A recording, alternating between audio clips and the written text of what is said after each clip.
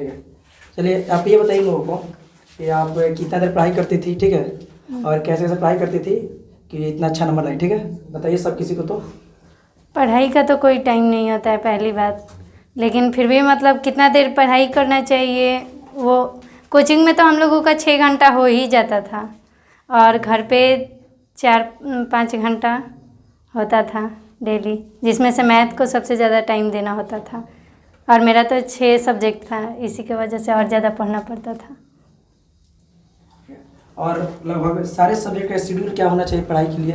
एक अच्छा स्टूडेंट है तो एक शेड्यूल होना चाहिए ना, कैसे कौन सब्जेक्ट कितना देर पढ़ना चाहिए? अच्छा, हाँ, रात में मैथ पढ़ना चाहिए, इस तरह नींद नहीं लगेगा, और दिन में फिजिक्स और केमिस्ट्री पढ़ लेना चाहिए, और बायो तो हम कम ही पढ़ते थे, और हिंदी इंग्लिश शुरू में ही ख़त्म कर लेना चाहिए, इस तरह से लास्ट में टेंशन बहुत हो जाता है, जिसके कारण से हिंदी इंग्लिश कम ही हो पाता है, इसी की वजह से शुरू से। हिंदी इंग्लिश क्या होता है, लैंग्वेज होता है जो कि कम होते हैं और उससे अच्छा समझ और याद रहता है ज़्यादा दिनों तक। और वो क्या है, कुछ 9th पढ़े होते हैं, कुछ 10th में, और कुछ जाकर 11th 12th मिलकर क्या होता है पूरे हिंदी हम लोग आराम से टेकअप कर लेते हैं, ठीक है। और बताइए आप लोग कि जैसे कि जो कोचिंग के टीचर लोग वर्क देते, होमवर्क देते, उसे कंप्लीट करती थी?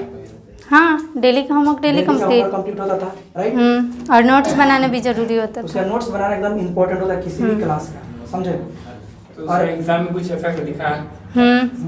लास्ट में नोट्स ही काम करते हैं ना, सबसे इम्पोर्टेंट लास्ट में क्या होता है, नोट्स होते हैं, ठीक है। और क्या है कि क्योंकि बुक हम लोग लाइन बाई लाइन तो लास्ट में रीडिंग नहीं कर सकते हैं, नोट से रीडिंग कर सकते हैं। अब बहुत लोग क्या सोचते हैं गाइड पढ़कर हम लोग पास हो जाएंगे, क्या सही है? नहीं, उससे तो हम लोगों में एक भी क्वेश्चन ही नहीं आया था, सब्जेक्टिव जितना आया था, ऑब्जेक्टिव एक भी नहीं आया था।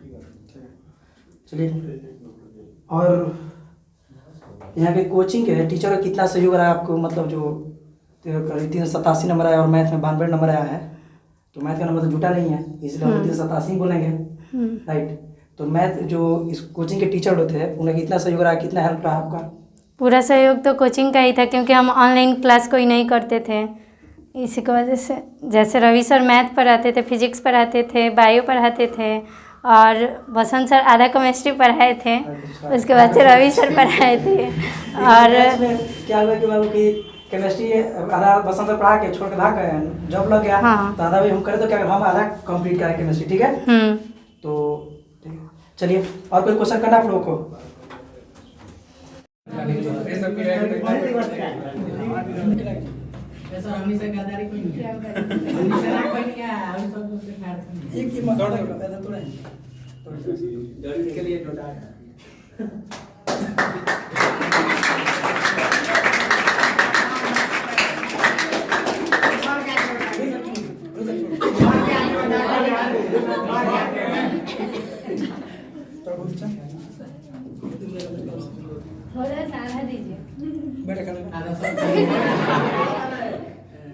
चलो ताली बजा।